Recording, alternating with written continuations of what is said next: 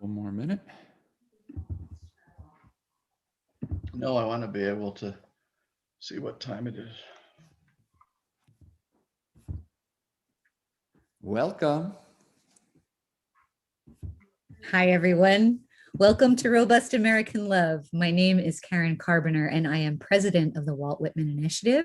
We are a 501c3 nonprofit organization whose mission it is to celebrate New York City's literary legacy.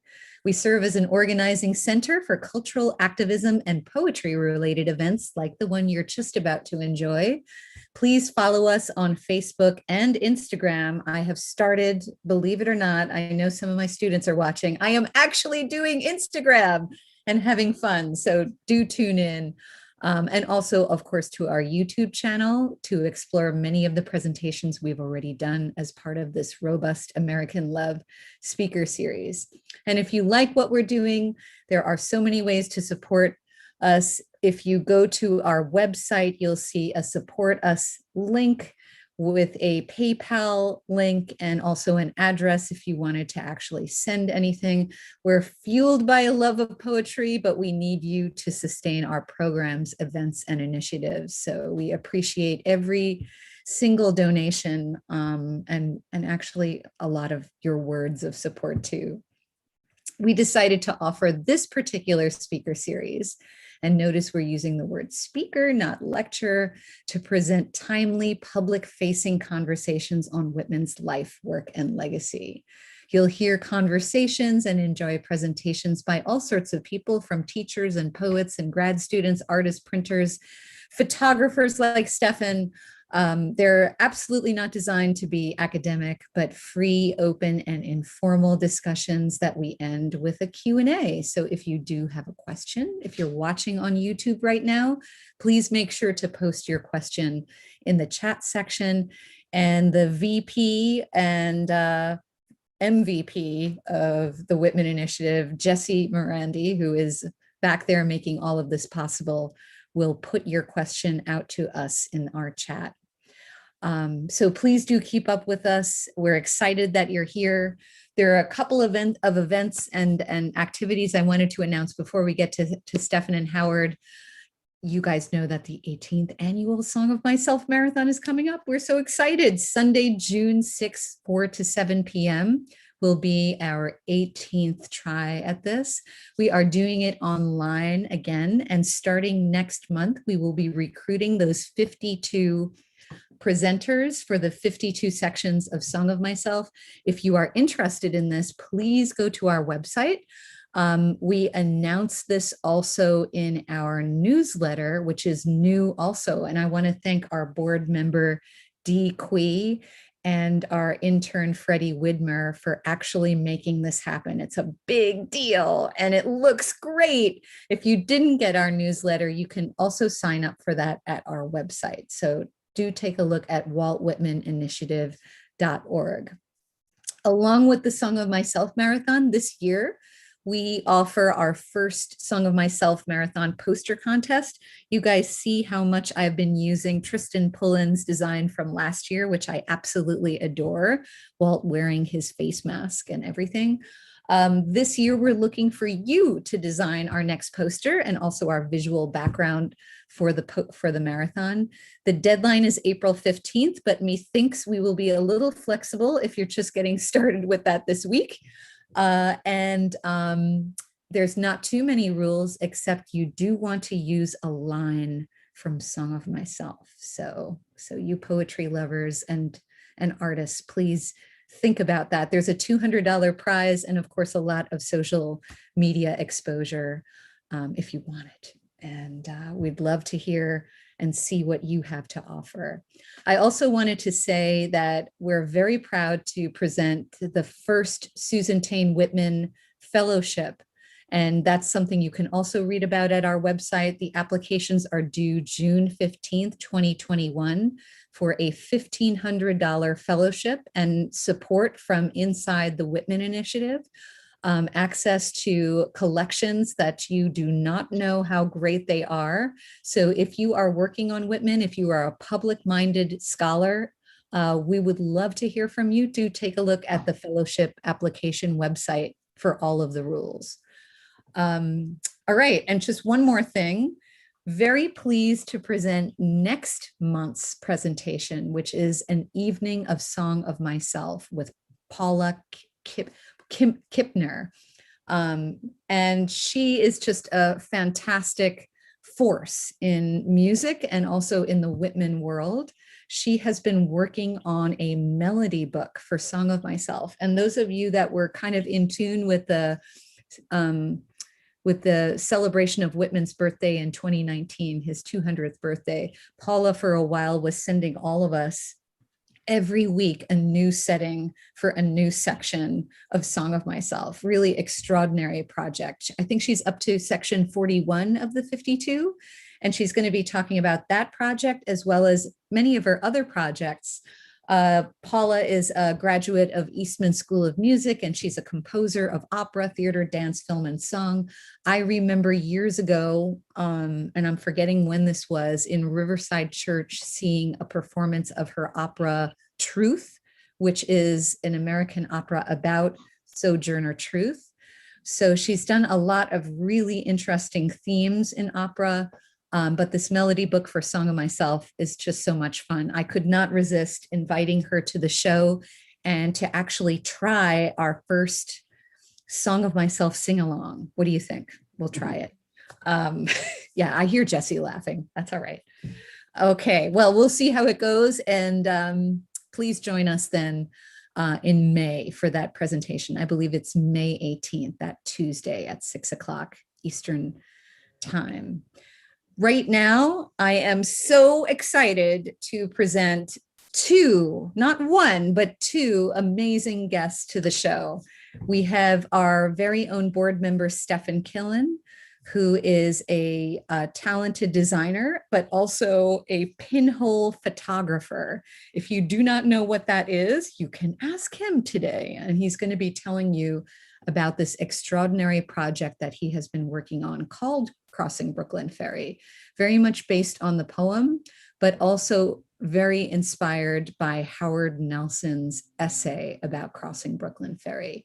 Howard is with us as well. Howard is a very well-known poet, but he's also written a lot about poetry. I remember reading Howard's, the introduction to Robert Bly, which is part of the Columbia University Introductions to 20th Century American Poetry series. It's a great, great series if you want to be introduced to difficult poets like Bly. And I know that Howard's also written about Galway Kinnell, a lot of Whitmanic poets. But I guess the connection between Stefan and Howard is Howard's essay on crossing Brooklyn Ferry, which was part of the Walt Whitman Encyclopedia way back when. And I know a lot of our listeners use that encyclopedia. It's actually a really awesome resource. And a lot of the entries have been published at the Walt Whitman Archive website. So the Whitman Archive, indispensable resource for Whitman scholars and just people curious about Whitman. You can go there right now and see Howard's essay. Howard's essay has influenced a lot of different people, but specifically Stefan, when he started really thinking about bringing his pinhole photography expertise to the theme of crossing Brooklyn Ferry, that's when Howard's essay took the fore in Stefan's imagination. So Stefan has been working on this project for quite a while. He's had some really interesting detours. He was very active in 2019 with his Happy Birthday Walt Whitman public reading of the poem, and has addressed the central question that Whitman asks in the poem, what is it then between us, in many very interesting ways. And Stefan, I actually have your poster. Stefan had letterpressed posters of what is it then between us, a really elegant design that he came up with. And of course, it's hanging up in my house. Love the design. So very happy to have both of you here. And I think how we're going to start this is we're going to take a deep dive into the East River, folks. And we are going to watch as Stefan's, I forget how many of the pinhole photographs we're going to see. Over 80, Stefan, is that right? Just about 80. Yeah. About 80, okay. And accompanied by Howard. And Howard will be reading Crossing Brooklyn Ferry as you see Stefan's work. So an absolutely amazing thing. Guys, you want to just turn on your cameras so it's not just me out there? Yay! Here they are, Stefan and Howard. Welcome to Robust American Love, and thank you so much for both being here. Thank you, Karen. Pleasure to be here, and thank you, Howard, for joining us. Really great to have you. Yeah, it's such a great meeting of minds. And then, so without further ado, why don't we try this out, right? And I think the way that we're going to try this, folks, is that Stefan will show the images so that we are not seen or heard. So you can just simply enjoy these photographs. And again, if you don't know what pinhole photography is, we're going to get into it. You guys ready? I think we're ready. All right. All right. I'm going to take my video off, Stefan, and please start the show. And Howard, I think you wanted to say a few words about what you will be reading. And I think it'll be very interesting to a lot of audience members. So listen up, folks. Right. Well, as most of you know, Whitman kept revising throughout his career and reissuing the poems with changes. So in reading a poem like this, you have to decide which version to read. As Ed Folsom, who's the dean of Whitman scholars, says, Whitman is the greatest bibliographical mess in American literature. So there's lots of different versions and changes. So I've decided to use the so-called deathbed edition, a version of the poem. But there are certain lines that he dropped out along the way that I like. So I've restored 3 lines that he himself took out, and Karen and some others will come along the added lines. So, and I'm going to read it. Karen has Walt Whitman editions kind of bracketed in her work. So for the streamlined version, there's the Walt Whitman for Kids, which is a book I really like, and I don't think it's just for kids. And then she did the Barnes and Noble's classic edition, which is a wonderful. It's got both first and the last edition. So if you're curious in that kind of thing, it's a good book to get. And it's got. Howard, thank you. That is sweet of you. Guys, I did not plan this plug for myself, but thank you. You didn't ask me. You didn't ask me, but it is a wonderful edition, and it's got the 1855, the 1892, and terrific notes. I don't know how you guys keep all these things straight, and an excellent introductory essay too. So I'm reading from that book.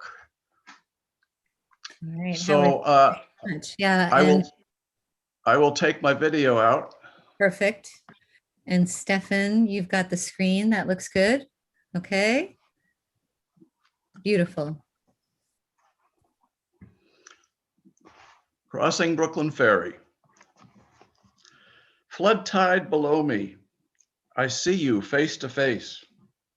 Clouds of the west, sun there, half an hour high. I see you also face to face. Crowds of men and women attired in the usual costumes. How curious you are to me.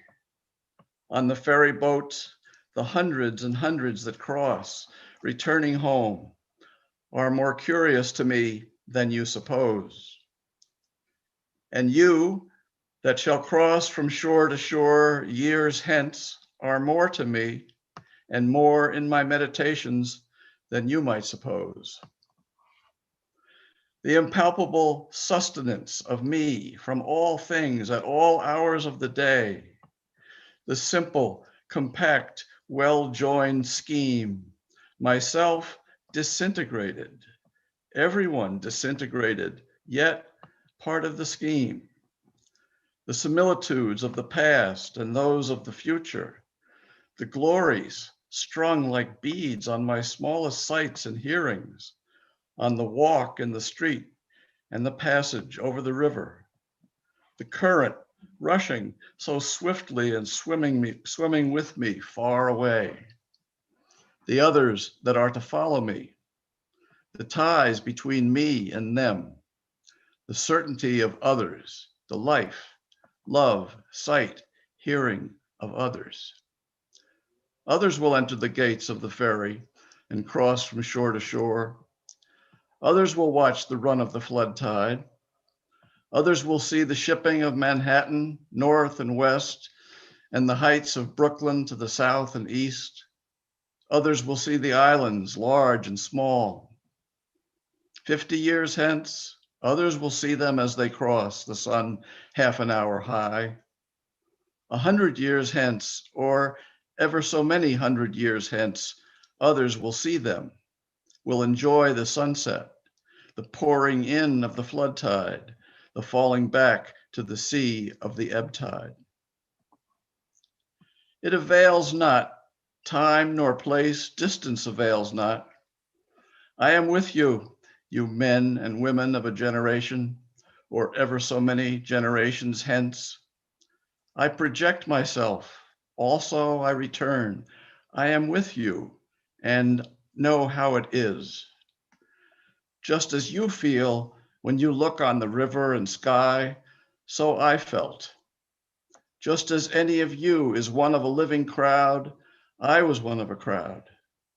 Just as you are refreshed by the gladness of the river and the bright flow, I was refreshed. Just as you stand and lean on the rail, yet hurry with the swift current, I stood, yet was hurried. Just as you look on the numberless masts of ships and the thick-stemmed pipes of steamboats, I looked. I too, many and many a time, crossed the river of old, watched the 12th month seagulls, saw them high in the air, floating with motionless wings, oscillating their bodies, saw how the glistening yellow lit up parts of their bodies and left the rest in strong shadow, saw the slow wheeling circles and the gradual edging toward the south, saw the reflection of the summer sky and the water, had my eyes dazzled by the shimmering track of beams, looked at the fine centrifugal spokes of light round the shape of my head in the sunlit water, looked on the haze on the hills southward and southwestward, looked on the vapor as it flew in fleeces tinged with violet, looked toward the lower bay to notice the vessels arriving, saw their approach, saw aboard those that were near me, saw the white sails of schooners and sloops, saw the ships at anchor, the sailors, the sailors at work in the rigging or out astride the spars, the round masts, the swinging motion of the hulls, the slender serpentine pennants, the large and small steamers in motion, the pilots in their pilot houses, the white wake left by the passage, the quick, tremulous whirl of the wheels, the flags of all nations, the falling of them at sunset, the scallop-edged waves in the twilight, the ladled cups, the frolicsome crests and glistening, the stretch afar growing dimmer and dimmer, the gray walls of the granite storehouses by the docks. On the river, the shadowy group, the big steam tug closely flanked on each side by the barges, the hayboat, the belated lighter. On the neighboring shore, the fires from the foundry chimneys, burning high and glaringly into the night, casting their flicker of black contrasted with wild red and yellow light, red and yellow light over the tops of the houses, and down into the clefts of the streets. These and all else were to me the same as they are to you. I loved well those cities, loved well the stately and rapid river. The men and women I saw were all near to me, others the same, others who look back on me because I looked forward to them. The time will come, though I stop here today and tonight. What is it then between us? What is the count of the scores or hundreds of years between us? Whatever it is, it avails not. Distance avails not, and place avails not. I too lived. Brooklyn of ample hills was mine. I too walked the streets of Manhattan Island and bathed in the waters around it. I too felt the curious, abrupt questionings stir within me. In the day, among crowds of people, sometimes they came upon me. In my walks home late at night, or as I lay in my bed, they came upon me. I too had been struck from the float forever held in solution. I too had received identity by my body. That I knew was of my body, and what I should be, I knew I should be of my body. It is not upon you alone the dark patches fall. The dark threw its patches down upon me also. The best I had done seemed to me blank and suspicious. My great thoughts, as I supposed them, were they not in reality meager? Would not people laugh at me? Nor is it you alone who know what it is to be evil. I am he who knew what it was to be evil. I too knitted the old knot of contrariety, blabbed, blushed, resented, lied, stole, grudged, had guile, anger, lust, hot wishes I dared not speak, was wayward, vain, greedy, shallow, sly, cowardly, malignant, the wolf, the snake, the hog, not wanting in me, the cheating look, the frivolous word, the adulterous wish, not wanting, refusals, hates, postponements, meanness, laziness, none of these wanting, was one with the rest, the days and haps of the rest, was called by my nighest name by clear, loud voices of young men as they saw me approaching or passing,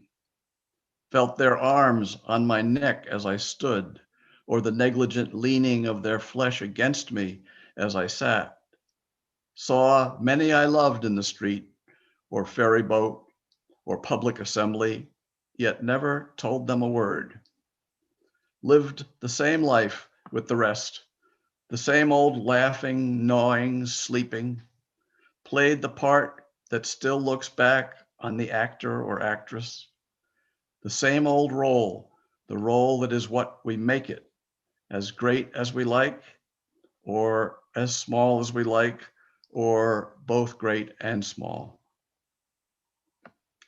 Closer yet, I approach you. What thought you have of me now, I had as much of you. I laid in my stores in advance. I considered long and seriously of you before you were born. Who was to know what should come home to me? Who knows, but I am enjoying this. Who knows, for all the distance, but I am as good as looking at you now, for all you cannot see me. Ah, what can ever be more stately and admirable to me than mast-hemmed Manhattan? River and sunset and scallop-edged waves of flood tide, the seagulls oscillating their bodies, the hay boat in the twilight and the belated lighter. What gods can exceed these that clasp me by the hand, and with voices I love, call me promptly and loudly by my nighest name as I approach? What is more subtle than this which ties me to the woman or man that looks in my face, which fuses me into you now and pours my meaning into you? We understand then, do we not? What I promised without mentioning it, have you not accepted? What the study could not teach, what the preaching could not accomplish, is accomplished, is it not?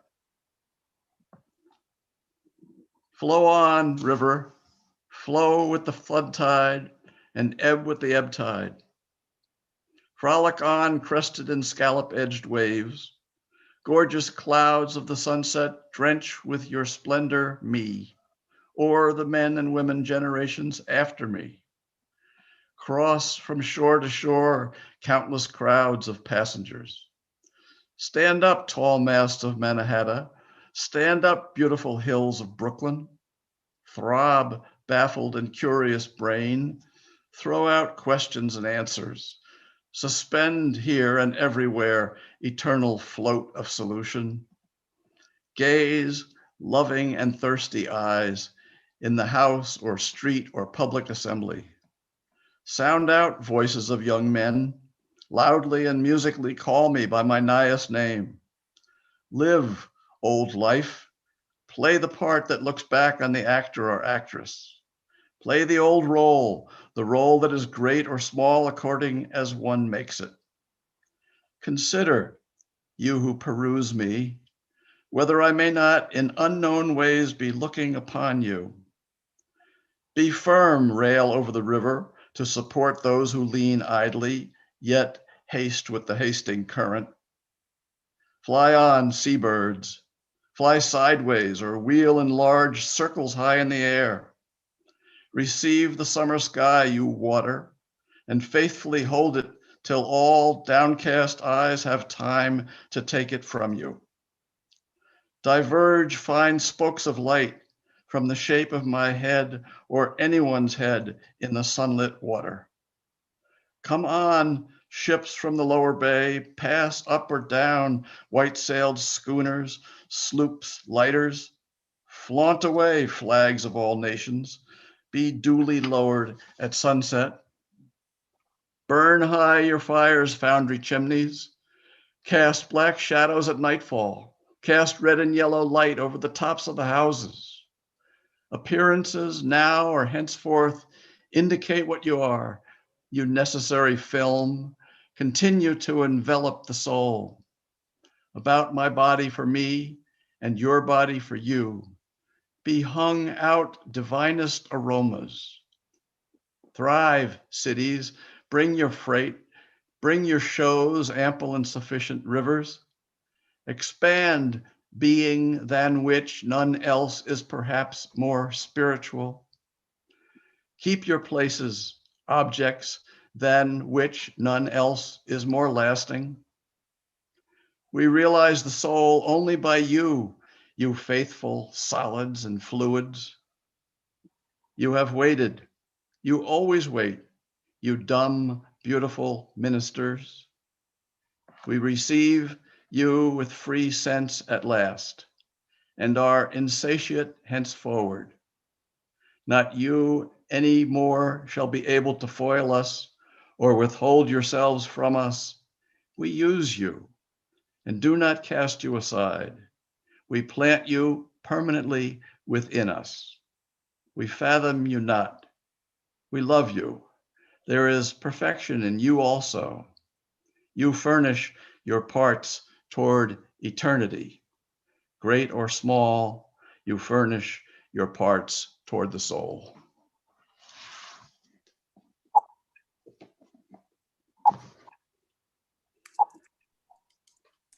Oh my goodness. I think you all can bring us back.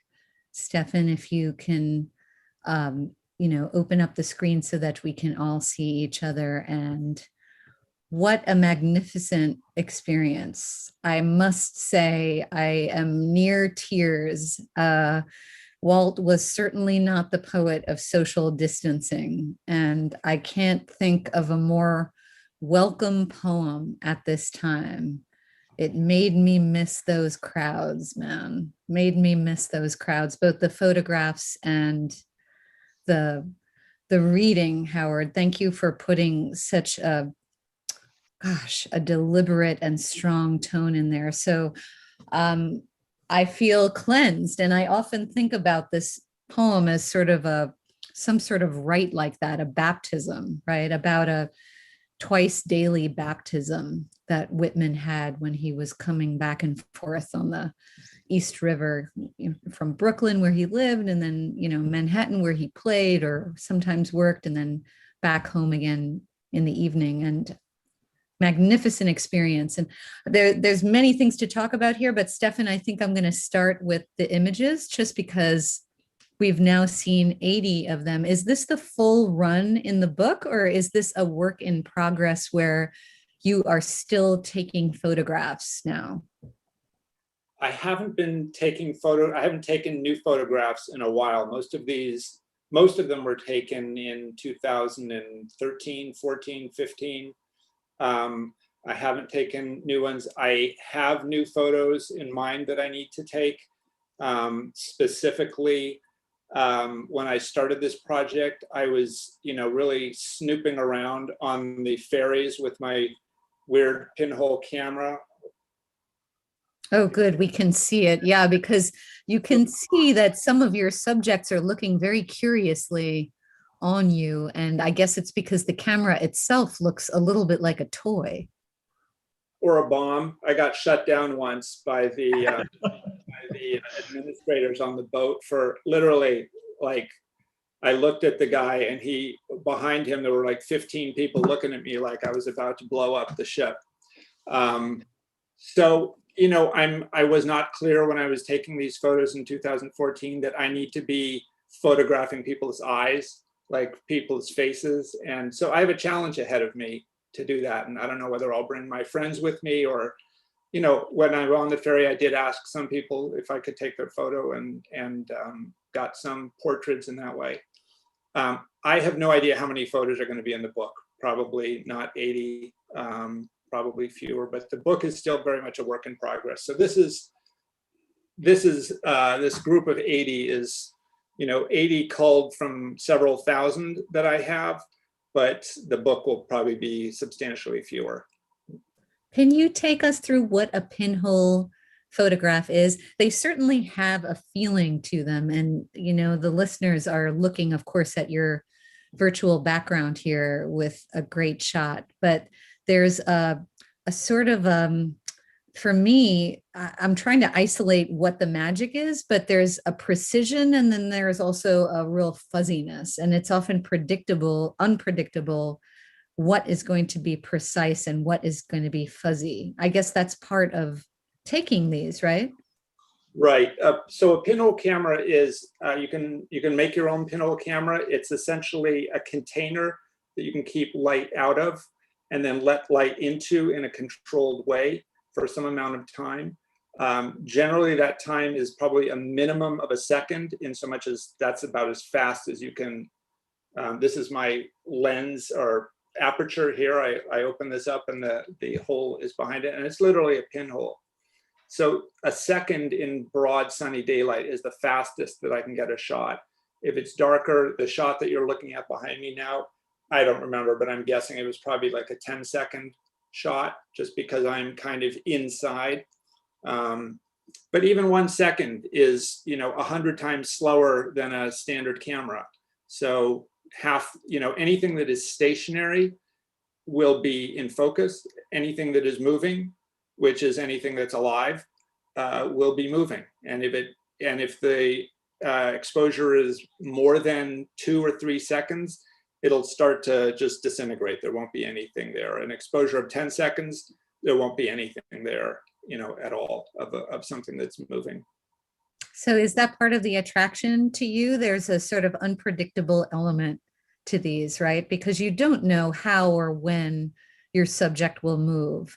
And I recall seeing, I remember you made a series of portraits for a show at BAM. Wasn't that the Whitman Opera? It was, yeah, of the creative, the performers and Matthew O'Coin and the directors and so on of that. Crossing. Yeah, Crossing so there, yeah. everyone was posing, so they were basically stationary. But to make it more interesting, we did a little bit of playing around, just getting people to move, just a hair in the space of those exposures were about 5 seconds. So we just experimented, but you're right. I have no idea what it's going to look like until I get it back from the developer. Yeah. So there is a kind of a raw quality to these, and of course it reminds me, it's about photography's very beginnings, right? It's the simplest way, it seems, that you could take a photo. So it captures something of the past, but at the same time, it feels kind of preternaturally postmodern when I see them. Yeah, the photos definitely have a sort of antique-y feel to it, and maybe some of that is the movement in them. Some of it is the haloing effect of light, which is a very specific result of the way that light has to come through the pinhole and sort of bend around it, and it creates this dark circle on the outside and white light or brightness, in the middle. And all the photos that you've seen today that I've taken are with black and white film, but you can use color film, and that would change the feeling completely. Pinhole photographers make their photos, their cameras out of all sorts of things. And what you make your camera out of really affects the way the photos look, basically. How deep the camera is, the depth of field, how wide it is. You can make your photos look very, very differently. Yeah. Very cool. And it seems to me that trying to capture the essence of Crossing Brooklyn Ferry, that poem, and the East River and this New York scene is perfect, with so many natural elements and also the crowds, which are very challenging. So I wanted to steer more towards now Howard and the connection between Stefan, your work, and Howard. I know that you were greatly inspired by Howard's essay. So maybe, Howard, I want to throw this out at you first. We actually have a question in the chat from Marion Felter, who's watching right now, and she's wondering what brought you to Whitman, and why Crossing Brooklyn Ferry, like what brought you to that poem? And obviously you wrote this piece that has moved lots of people, including artists like Stefan. Like, what was your motivation into this poet and poem? Yeah, so I was thinking about my history with Whitman, and it starts with Allen Ginsberg. So I was in college, 1965 to 69, the 60s, and like many people my age, I think, carried around a copy of Howl. And Ginsberg had the epigraph, unscrew the locks from the doors, unscrew the door jambs themselves. I don't know if I got that exactly right, but and he also has his wonderful poem, Supermarket in California. So I had picked up on Ginsberg, and he referred me to Walt Whitman.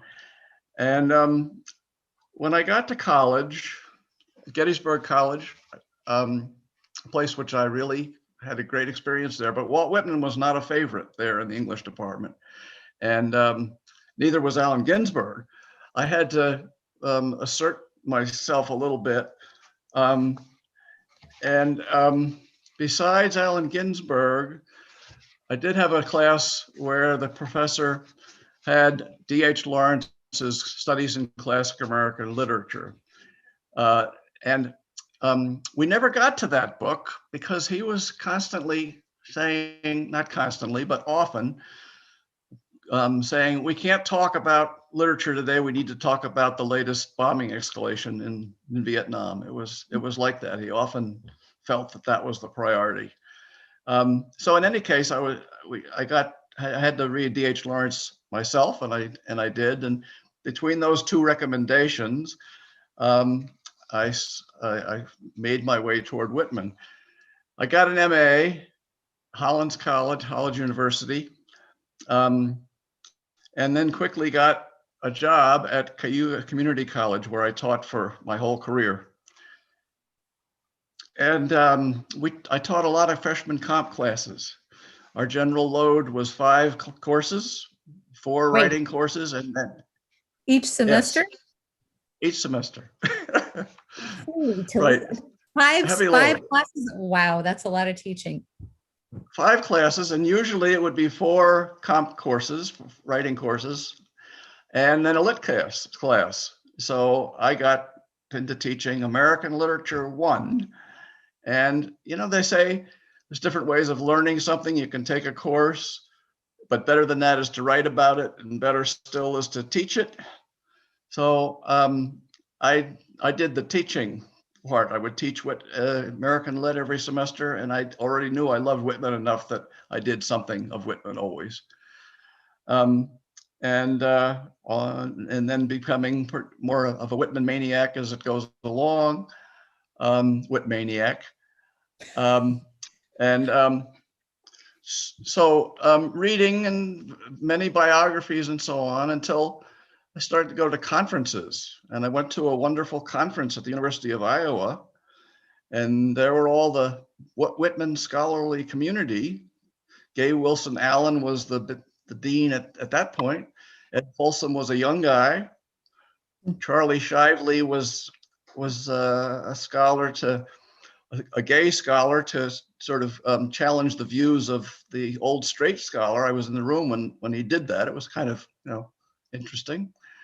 And also I ran into Donald Cummings. So he was editing the Whitman Encyclopedia, and he was looking for people to write, and he said, "What would you like to write about?" So I gave him 5 topics, and I was surprised when he said, "Okay, write about all those, including Crossing Brooklyn Ferry," which is like a big responsibility because it's one of the great Whitman poems. So that's how I got to that essay. Wow. You got your wit. I wrote for that encyclopedia too, but I wrote tiny bitty pieces like, the Brooklyn Evening Star. I remember being so delighted to get them. But the Crossing Brooklyn Ferry entry carries, as you said, a lot of responsibility, just because I feel like that's his best New York poem, right? That's the real love poem to the city. And also, I mean, just more broadly speaking, it's a lot of people's favorite Whitman poem. It's about him working through some real doubts. And as you know, and as you detail in your essay, in 1856, when he first published this poem as Sundown Poem, that's how we know he was going home to Brooklyn versus going to New York. The first edition had come out, it kind of flopped. And here was Walt still going at it, still trying to put out the poems, writing 30 new ones for the second edition, the 1856, including this one, and really having profound doubt in his abilities as an artist. And, personally, the word homosexual is not invented yet. What does he do with this feeling about other men that he has? And all of these complex feelings. And as Stefan has been talking about photography, I noticed he uses words like time and distance with the Pinhole photographs. And of course, these are 2 huge words also in Crossing Brooklyn Ferry.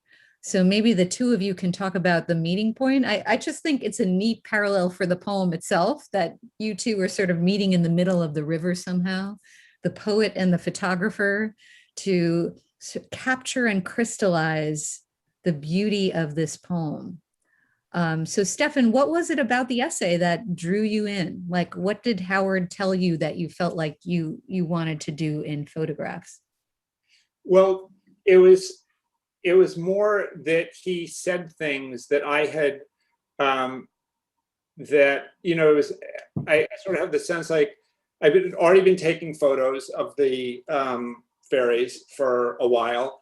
not that long, but a while, and been looking at them. And I didn't, all I knew I was doing was responding to the kind of theater of the ferry riding. And I was getting pulled into something without knowing what it was. In retrospect, I was getting pulled into what Walt Whitman said I was going to get pulled into, you know, when I read Crossing Brooklyn Ferry, which is the, you know, the world, the sun, the clouds, the other people, the landscape.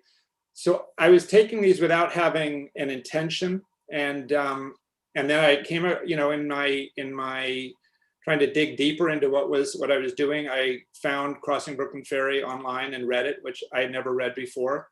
And then I found Howard's essay online, and his essay is short and really pithy and really clear and succinct. And two of the things that really jumped out at me spoke about, you know, what I was doing in my photography without quite having seen it yet. And one was he talks about kind of how Whitman was drawn to just the kind of, Howard, you should correct me here when I remember it incorrectly, but just talking about the archetypal, you know, experience of ferry riding. You know, that Whitman was playing with imagery that had already been around for a long time. And there was something about my photos, not something about, they were very dark photos to me. And a lot of them reminded me of sort of some underworld existence, you know, dark, you know, New York City thing. And the idea of an archetypal world it just made it feel like, oh, these are kind of, you know, the underworld. This is Sharon, you know, ferrying people from one side of the river to the other. So that resonated.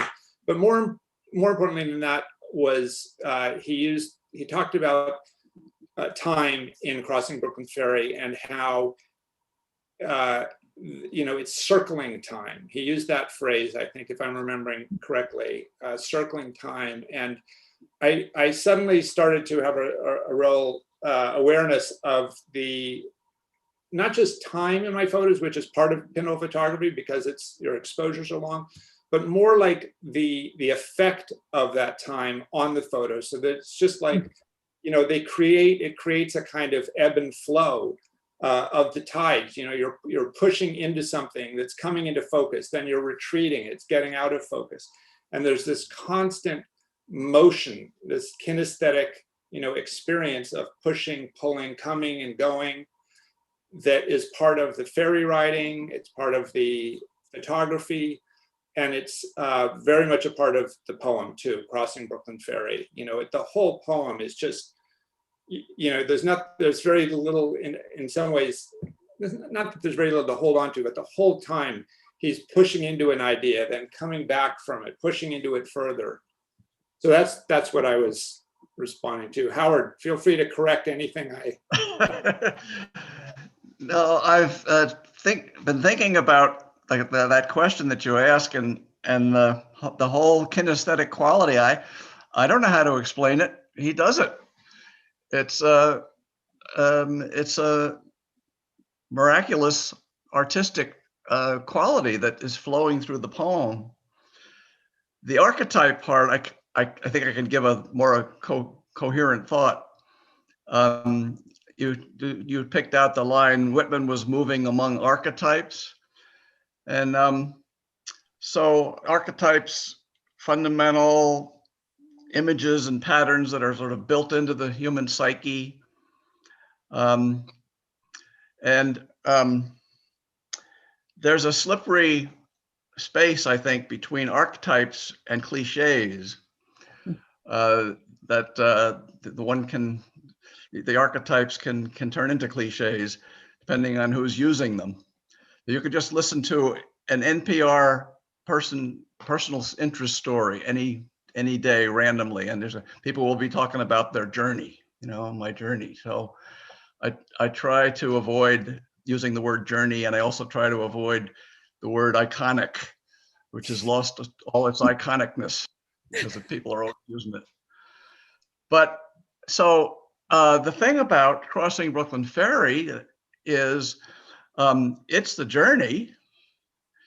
But it's completely embedded in the ferry crossing, in a concrete, specific travel and place, crossing Brooklyn Ferry. Like so. That's a great asset or magic to the poem, that it's so specific. Whitman, he has Song of the Open Road, so that's another using an archetype. It's a little more commonplace, but in Crossing Brooklyn Ferry, it's totally a unique archetype that the two of them are working simultaneously. Does that make sense? Yeah, the guy's a commuter. The guy's a commuter. Right. He's not a mythological presence, but he's also a mythological presence, a person who's living both. One of the great images for that is, I'm leaning on the rail, so I'm standing still, but I'm also moving forward the whole time. Well, that's exactly what we're all doing all the time. We're just here in our leaning on the rail moment of ourselves, but is the boat moving at the same time? It is. It's always moving. That's time, I guess, what you're talking about. The time is always. So those are a couple of thoughts. You want me to say anything more? I love what you're saying, actually. All of these contradictions, I guess they remind me in a way, Stefan, of what the Pinhole photographs do too. There's a movement to them that you feel when you look at these photographs, that I guess in regular photographs, there's every effort to get rid of that movement, right? To give you a still image. But in Pinhole, it's desired. And I really appreciate, Howard, how you are localizing this universal poem, because it is about universals, but at the same time, Brooklyn is in the middle of the title. And Whitman did not often do that. He resisted putting in proper nouns and names and places into most of his poems, just to keep it universal. That was his whole shtick, right? Like, he was writing for the people. But this one is so about the New York experience. And I know, Stefan, you're a Brooklynite, so you can appreciate the Brooklynness of this poem. But at the same time, the reach of this poem is absolutely incredible. I'm wondering, there's that central line, what is it then between us? Which is such a crazy line in the days of social distancing. I guess the question right now is 6 feet. I mean, the answer. What is between us? A lot of space and a lot of worry. But that's not what Whitman wants, obviously. Stefan, that's a central question of a lot of your work. Do you want to give us some poetry on that? Like, what are you thinking when you read that line from Crossing Brooklyn Ferry? It depends which day you ask me that question on. I mean, I've been living with this poem for 12 years now. And that question has continuously, or the answer to that question has continuously evolved. One of the things that I always think about and feel in the poem and in my photographs is this idea of, like, we're on this ship of humanity. We're all on this ride together, going from shore to shore. And, having the Statue of Liberty there on that river or body of water highlights that aspect of the ship of humanity. We're on this journey, sorry to use that word, and you're absolutely right, but we're going shore to shore, all of us together, and that's something that we share. That's a common experience that we share. But the other thing I was thinking about this morning, actually, when I was thinking about the poem, and Howard references this in his essay too. He talks about art being one of the ways in which Whitman says we connect. And the word that I was thinking about this morning is just our imagination. It's through our imagination that we experience connection. And even, like, I can sit here in my home and somehow through this technology, not just participate, but have feelings, and I can read Crossing Brooklyn Ferry. And I want to just read one stanza from there really quickly that I've been reading this for 12 years now, and it still gives me goosebumps. Closer yet I approach you. What thought you have of me now? I had as much of you. I laid in my stores in advance. I considered long and seriously of you before you were born. Who was to know what should come home to me? Who knows, but I am enjoying this. Who knows for all the distance, but I am as good as looking at you now, for all you cannot see me.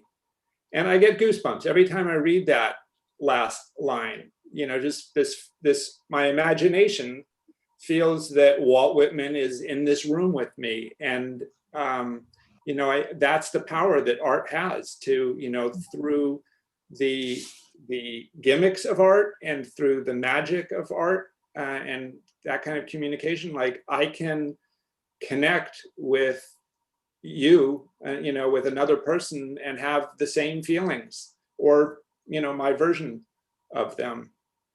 I love what you're suggesting, Stefan, which is kind of like the answer to what is it then between us is, well, there's a connection. There's a connection that's rooted in experience and in art. And I'm reminded of, Whitman has a little passage. I have Specimen Days in front of me. And for those of you tuning in, Specimen Days is the closest to an autobiographical book that Whitman ever wrote. And he's got a section in here called My Passion for Ferries, which I feel like, Howard, must be very important to you too, right? And your take on the poem itself.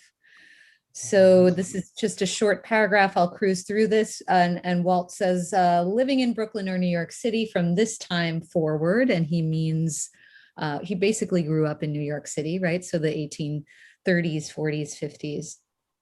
My life then, and still more the following years, was curiously identified with Fulton Ferry, already becoming the greatest of its sort in the world for general importance, volume, variety, rapidity, and picturesqueness. Almost daily later, 50 to 60, I crossed on the boats, often up in the pilot houses where I could get a full sweep, absorbing shows, accompaniments, surroundings, what oceanic currents eddies underneath, the great tides of humanity also, with ever-shifting movements. Indeed, I have always had a passion for ferries. To me, they afford inimitable, streaming, never-failing, living poems. The river and bay scenery, all about New York Island, any time of a fine day, the hurrying, splashing sea tides, the changing panorama of steamers, all sizes, often a string of big ones, outward bound to distant ports, the myriads of white-sailed schooners, sloops, skiffs, and the marvelously beautiful yachts, the majestic sound boats as they round the battery and came along towards 5 afternoon, eastward bound, the prospect off towards Staten Island, or down the Narrows, or the other way up the Hudson. What refreshment of spirit such sights and experiences gave me years ago and many a time since. My old pilot friends, the Balsiers, Johnny Cole, Ira Smith, William White, and my young friend Tom Gear, how well I remember them all. My God, that's a poem on its own, right? Written in prose form, but you feel the love, like that's just incredible connection that must have inspired Crossing Brooklyn Ferry. But I feel like that line, right, that the ferries afford inimitable, streaming, never failing, living poems. Maybe that's the inspiration here for both of you, right? That there's something about, I don't know, the combination of being out in the open, but also with humanity, of moving, but not really moving. You're standing still. An extraordinary experience anyone has had if you've actually rode on the ferry, that kind of gets to Whitman and then gets to you guys. Yeah, I used that line, the inimitable the inimitable, streaming, never failing, living poems to conclude the essay. That's the end of the essay.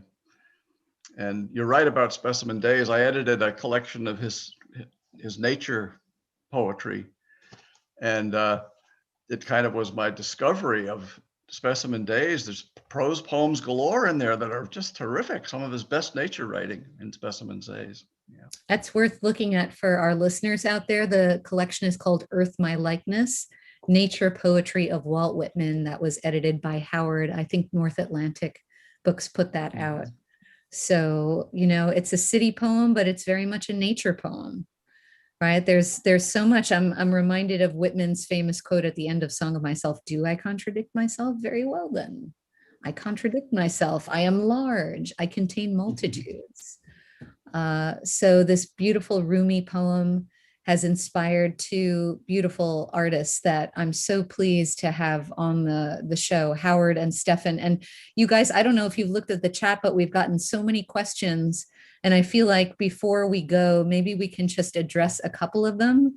I see, Howard, you have something from Jerry Mirskin, who's watching, and he says that I should ask you if you could put into words what Whitman is when you say you love Whitman. Can the love thing be put into words?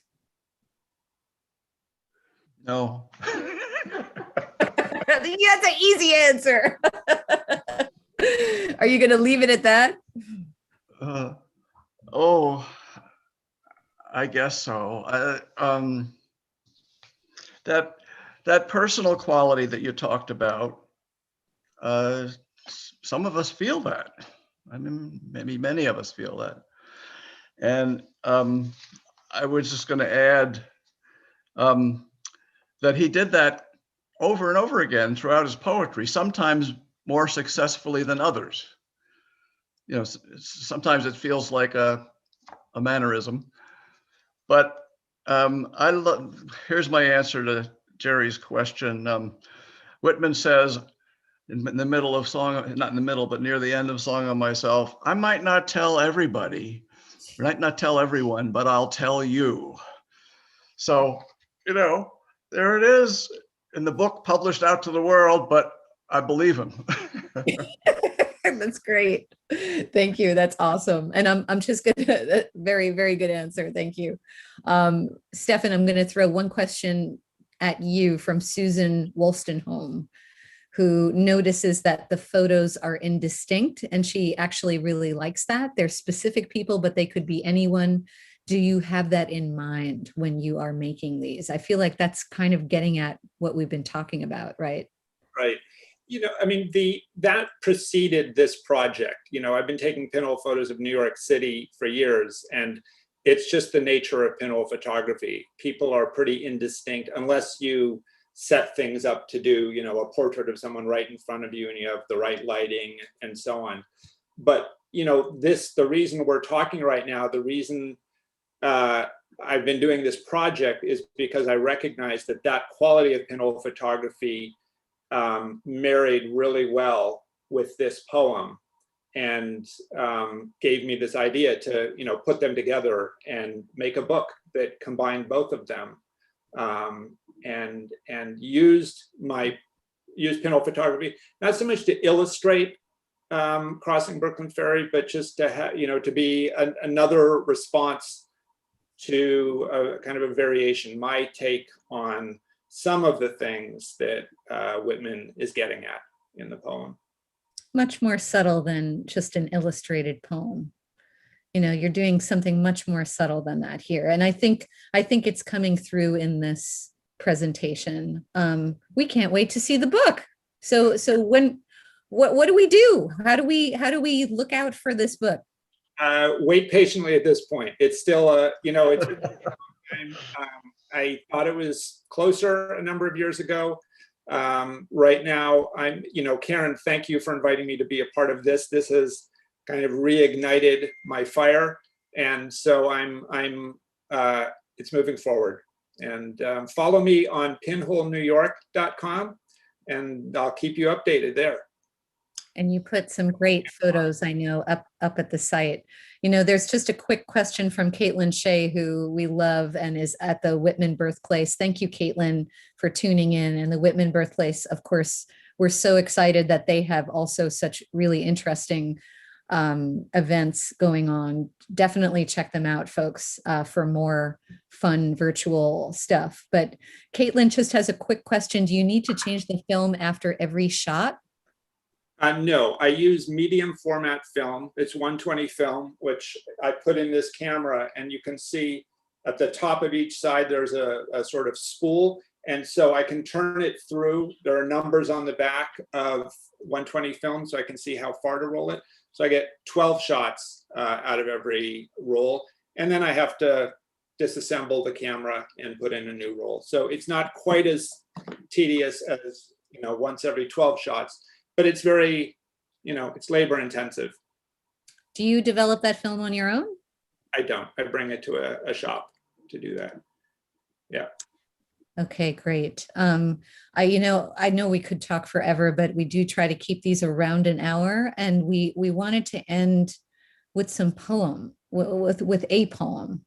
And for my audience, we really don't plan everything that happens in these presentations. I like to keep it spontaneous and Whitmanic, as I think Walt would have liked them. So we actually don't know the poem that Howard is going to read as our closing poem. Howard, very excited to hear which poem you think is going to put the nice click of closure on this conversation. Well, since you were nice enough to remind me that I wrote it, I'll read the poem that I wrote. This came out in a book in 1983, so it was written a long time ago. Yay! I'm so glad this one won. Okay. For folks out there, it was between that and the poem that we've been referencing quite a bit, which is Ginsberg's Supermarket in California, kind of an update to Crossing Brooklyn Ferry. So we can direct you outward to that. If you don't know that poem, definitely check it out. But Howard, I think it's a real treat to hear a poet read his or her work, and I'm so pleased to hear this poem. Thank you. Okay, so I used to use for a study the upstairs loft in a barn up the road from me. So that's what the barn loft study is. Reading Crossing Brooklyn Ferry on a summer morning. In the quiet of the barn loft study, I've read the poem again. And the breeze comes through the screen of the big window and lifts the old lace tablecloth hung for a curtain and blows a coolness into my face. Birds are rustling under the eave near my head. Beyond the gray beam with its delicate cracks of dryness, the veins in the back of my hand make ridges in the skin, and a spider web trembles from a rafter. It is another clear morning. A shaggy man is sitting alone late at night, scratching on a sheet of paper. And like the marks carved 20,000 years ago on an antler in a cave, which say, "Someone was alive here," these scratches are secret messages told to everyone. The dark threw its patches down upon me also.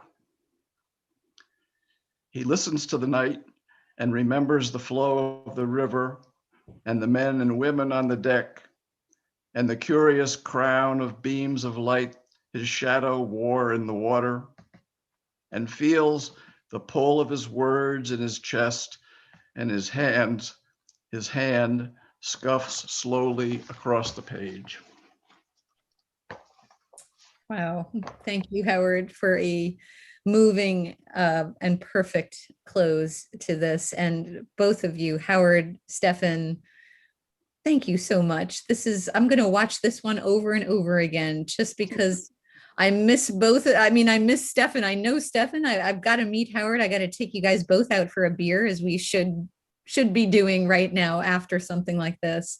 And just so much appreciate you both transporting us to a really beautiful place today. And we couldn't do all of this without Jesse behind the scenes. Jesse, you're awesome. Thank you for interrupting your vacation to bring us here. Thank you.